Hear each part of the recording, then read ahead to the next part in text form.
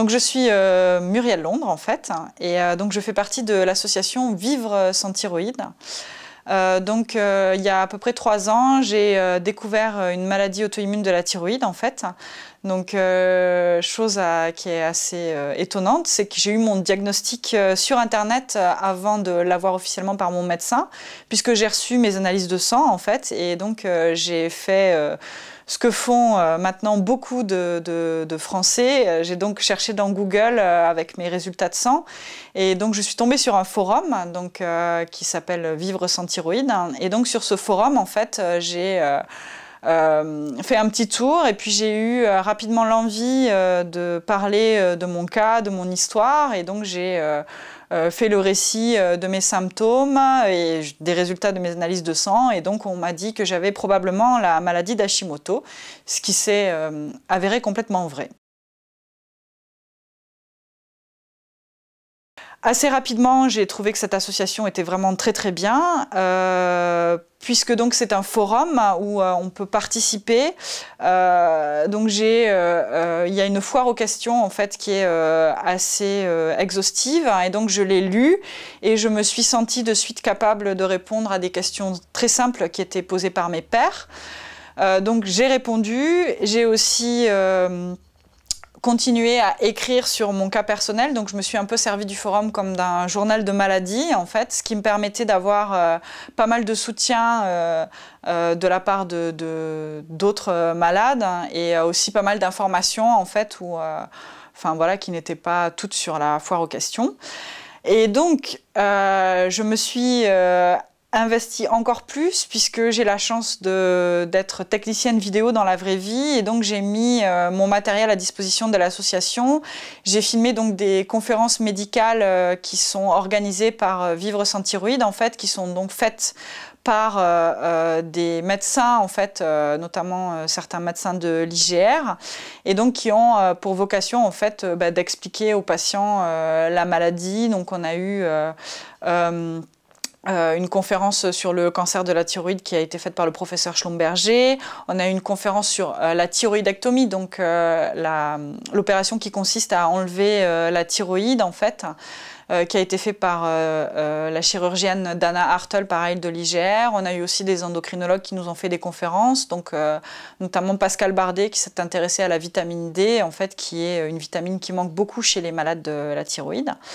Donc voilà, donc j'ai filmé ces conférences en fait, j'ai fait des montages et je les ai mises sur YouTube, et je suis assez contente puisque nous avons à ce jour plus de 20 000 vues, ce qui prouve qu'il y a vraiment une nécessité pour les patients de se documenter, notamment en vidéo, et donc ils viennent voir ces vidéos, et c'est vraiment une surprise pour moi parce que je l'ai fait à la base, puisque le forum est donc un forum mondial, puisqu'on a des patients aussi bien du Canada que des pays arabes, et donc ces gens-là ne peuvent pas venir aux conférences qui ont lieu en France et les 3/4 du temps sur Paris, et donc mon but c'était en fait de leur apporter leurs conférences chez eux via Internet, et donc ces conférences ont un certain succès puisqu'elles sont vues.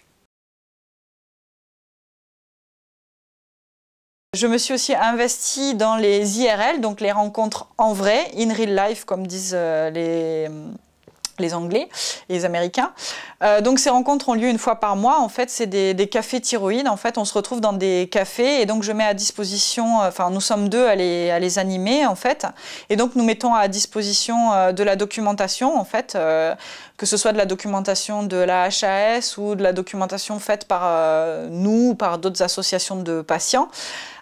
Et donc nous nous rencontrons tous les mois pour discuter de notre santé, de nos symptômes, et puis pas que ça, puisque nous avons des rapports d'amitié et d'empathie entre nous.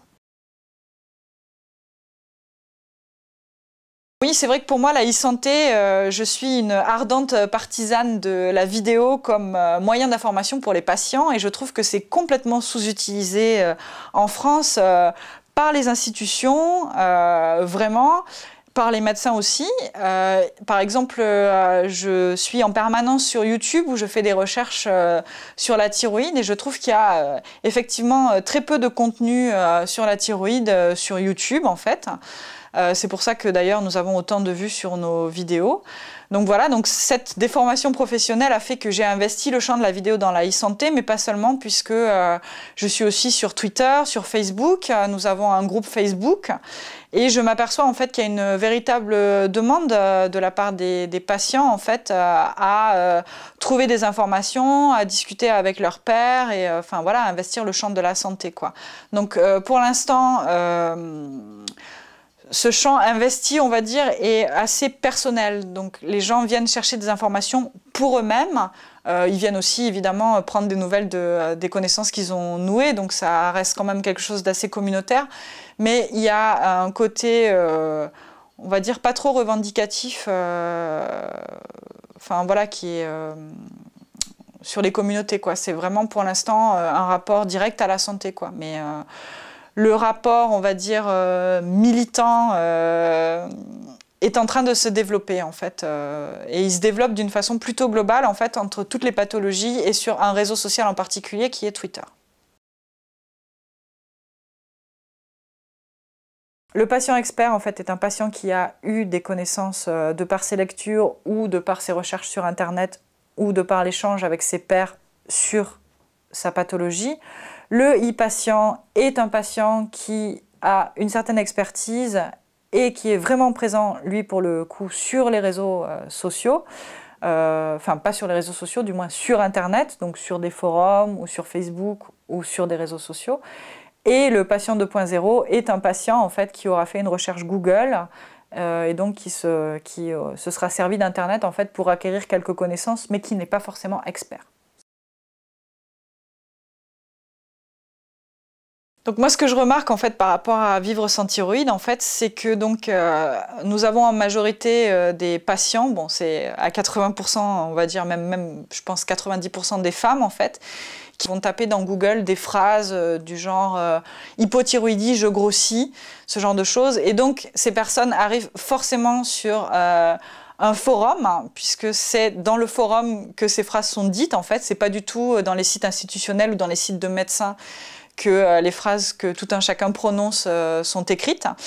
Donc du coup, ces personnes-là en fait arrivent sur le forum, à savoir que pas beaucoup d'entre elles écrivent en fait. Il y a à peu près, on en est à peu près 5000 connexions par jour en fait sur notre forum.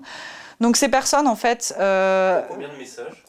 Je crois qu'il y a un peu plus d'une centaine de messages en fait. Mais les gens aussi, enfin... Il y a une certaine méfiance en fait, on ne sait pas trop où est-ce qu'on débarque et tout, donc c'est normal qu'on lise beaucoup. Moi j'ai une tendance à la confiance naturelle, donc c'est pour ça que moi j'ai écrit de suite. Mais je comprends pourquoi certaines personnes nous disent même qu'elles passent des mois à lire avant d'oser écrire, ou même quelquefois elles en ont juste pas besoin parce qu'elles cherchent peut-être juste une information et elles n'ont pas besoin d'exposer leur cas personnel, quoi. Ça dépend vraiment des gens, quoi. Donc beaucoup de personnes en fait vont sur Google, tapent des phrases donc du genre je grossis, hypothyroïdie, et donc là elles tombent forcément donc sur le forum. Et à partir de là, en fait, elles ont un moyen de s'informer. Donc, comme je l'ai dit, on a une foire aux questions qui est assez complète, en fait. Donc, du coup, elles se retrouvent avec une maladie chronique. Donc, elles savent qu'elles vont garder jusqu'à la fin de leur jour. Et donc, grâce au forum, en fait, elles ont accès à une information, en fait, qui va leur permettre, en fait, de, on va dire, comprendre pourquoi elles se soignent, comprendre comment leur corps marche, comprendre pourquoi elles ont ces symptômes, quels sont les symptômes, qu'est-ce qui va leur arriver dans l'avenir. Donc voilà, donc du coup, cette somme de connaissances, à mon avis, change forcément la relation qu'elles vont avoir derrière avec leur médecin, parce qu'elles vont être davantage informées. Donc ça peut être enfin c'est toujours en bien pour moi, dans le sens, enfin il y a quand même une part que je reconnais qui peut être un peu angoissante, parce que sur le forum en fait c'est souvent les personnes qui sont nouvellement diagnostiquées ou qui sont pas encore totalement équilibrées avec leur traitement, qui postent, parce que les gens qui vont bien, bah forcément ils ont moins besoin d'en parler, quoi. Donc c'est vrai qu'effectivement on a souvent des messages positifs, donc on essaye de les mettre en avant en fait pour que ce soit pas tellement anxiogène, mais on reconnaît volontiers que la lecture du forum Vivre sans thyroïde peut être un petit peu anxiogène pour quelqu'un qui débarque, quoi. Donc voilà, donc hormis l'aspect anxiogène, en fait ces personnes acquiert une certaine connaissance. Donc du coup, après, c'est une connaissance qui va forcément être répercutée lors de la consultation. Donc pour certains médecins, ça peut être en bien, parce que du coup, ils ont un véritable interlocuteur sachant. Donc forcément, si l'interlocuteur sait pourquoi il se soigne, bah, il va davantage prendre ses médicaments, il va davantage comprendre pourquoi. Après, ça peut gêner certains médecins qui sont encore dans une certaine forme de paternalisme, en fait, puisque pour eux, le médecin doit forcément, enfin le patient, pardon, doit forcément obéir au médecin. Et la nécessité de savoir du patient n'est pas forcément quelque chose d'évident pour eux. Donc ces gens-là, je pense, heureusement, parce que je pense que c'est vraiment un progrès, vont être obligés en fait de changer, puisque une majorité des gens finissent vraiment par consulter le docteur Google. Catherine Cerizet, qui était interviewée avant moi, parlait de 70% de personnes qui regardent Internet. Je trouve qu'il y a quand même un véritable bouleversement qui se fait. Donc je disais qu'il y a certains médecins en fait, qui restent encore assez réfractaires au fait que les patients viennent s'informer sur Internet. En fait. Mais je trouve quand même que les choses sont en train de changer. En fait, là, ça fait 2 ans que je fais le congrès de la Société française d'endocrinologie, en fait, où Vive sans thyroïde a un stand. Donc l'année dernière, en fait, j'étais passablement déçue en fait de ce congrès. Enfin, j'étais pas déçue moi d'y assister personnellement, puisque ça m'a permis de parfaire mes connaissances en matière de thyroïde. En fait, j'ai appris énormément de choses, mais je trouvais quand même que les médecins visitaient peu notre stand, et quand ils le visitaient, en fait, je les trouvais quand même assez méfiants, et enfin voilà, et j'étais surtout assez choquée que les jeunes médecins, en fait, ne passent pas du tout nous voir. Donc voilà, et cette année, ça a vraiment changé. Donc je ne sais pas ce qui s'est passé entre l'année dernière et cette année. Donc cette année, le congrès avait lieu à Toulouse, il y a moins d'1 mois là. Et en fait, on a eu énormément de visites, en fait. Donc, de gens qui étaient non seulement intéressés, mais aussi de personnes qui connaissaient déjà le forum, qui en parlaient à leurs patients et qui étaient même d'accord pour mettre dans leur salle d'attente, en fait, une affiche qui expliquait notre forum et qui nous remerciait de ce qu'on fait, ce qui est quand même ce qui est, je trouve, vraiment un changement en 1 an. Le fait que les gens aillent sur Internet pour chercher des informations, en fait, donc ils acquièrent un certain savoir, et donc du coup, la relation paternaliste entre le médecin et le patient, en fait, ne peut plus opérer, puisque le patient, on va dire, devient un être sachant, et donc du coup, comme il sait, en fait, il ne peut plus écouter religieusement le médecin comme il le faisait auparavant. Donc du coup, le médecin, en fait, forcément, ça change aussi sa façon de soigner. Puisque avant, voilà, il avait quelqu'un en face de lui qui buvait ses paroles, et puis maintenant, il a peut-être quelqu'un qui va raconter des conneries, hein, puisque je nie pas le fait que voilà, le médecin est quand même quelqu'un qui a fait des études et qui est là pour soigner, et qui est quand même l'interlocuteur de choix pour le patient. Dire des conneries. Oui, on peut faire des études et dire des conneries, mais je pars du principe, et moi, de par mon parcours médical, en fait, l'ensemble des médecins que j'ai rencontrés, en fait, m'ont aidé dans mon parcours médical. Après, est-ce qu'ils m'ont soigné comme moi, j'en avais envie? Ça n'a pas toujours été le cas. Donc, j'ai finalement réussi à trouver des interlocuteurs, en fait, qui m'ont écouté, moi et mes interrogations de patientes un peu plus documentées que la moyenne. Mais voilà, ces médecins ont dû faire un effort, moi j'ai dû faire un effort aussi, mais c'est avant tout moi, la patiente, et c'est moi qui veux être soignée selon ce que j'ai envie, et je pense que j'ai le droit, et c'est ce que je pense vont faire de plus en plus de patients qui se documentent sur Internet. Ils vont demander aux médecins, en fait, de le soigner comme eux, ils ont envie, en fait. Quand on a une maladie chronique et qu'on doit au jour le jour avoir des symptômes, enfin voilà, moi j'ai une maladie de la thyroïde qui est quand même une maladie pénible à vivre, j'ai grossi, j'ai eu des problèmes de déprime, enfin voilà, et donc le fait d'être sur Vive sans thyroïde, en fait j'ai eu des connaissances en fait sur ma pathologie, et donc quand je vais voir un médecin en fait et qu'il me parle de mon cas personnel, je trouve que j'ai mon mot à dire sur mon suivi, j'ai envie d'être suivie de telle ou telle façon.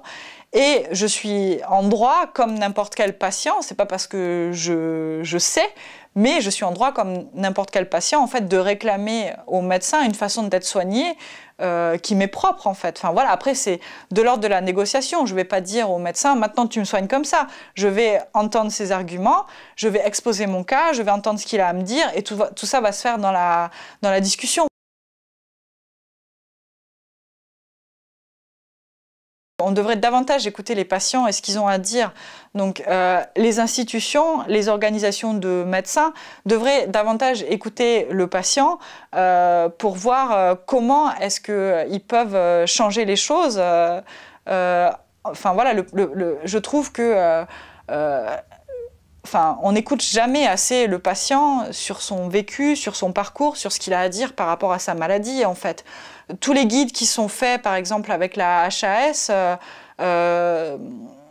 on demande de plus en plus aux associations de patients et aux patients d'intervenir, et ça va dans le bon sens, en fait.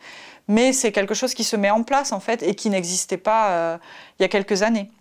Donc voilà, donc déjà, il faut vraiment, par rapport aux campagnes de prévention, en fait, je ne vois pas pourquoi est-ce qu'on ne demanderait pas aux associations de patients et aux patients, enfin voilà, par exemple aux diabétiques, en fait, comment est-ce qu'ils ont découvert leur maladie, comment est-ce qu'ils ont vécu l'annonce de leur maladie. En fait, ça peut être des pistes de recherche pour mieux établir des schémas de prévention. Cette année, nous allons faire, comme chaque année, notre conférence autour du cancer avec le professeur Schlumberger et peut-être aussi un autre endocrinologue, enfin un endocrinologue, puisque le professeur Schlumberger est médecin nucléaire. Et ensuite, mon projet à moi, c'est d'en apprendre davantage sur la thyroïde, de par mes lectures, de par mes échanges avec mes pairs patients, de participer encore à des colloques, et de propager la parole du patient expert sur les réseaux sociaux et de faire en sorte qu'on soit davantage écouté de par les institutions, par les institutions et par les médecins.